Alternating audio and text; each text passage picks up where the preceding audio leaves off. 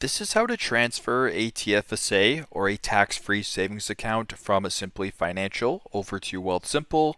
Once you guys open up Wealthsimple, at the very bottom, select the icon with the arrows heading in opposite directions. Once you're here, I want you to scroll down a little bit to where it says Accounts, and then select Transfer Account to Wealthsimple, and then select Get Started. Once you're here where it says search for institution, select that and then start typing in Simplii Financial. Once it appears, you can then press it. Now on this page right here, it's going to say where are your investments. It's pretty straightforward. Select Simplii Financial and then press on next. Once you're here, you're actually going to have the option to sign in to Simplii Financial through the app if you want by pressing on next, or if you just want to enter the information manually, you can select that option as well, which I will be doing right now. Make sure that your TFSA is selected and then press on next.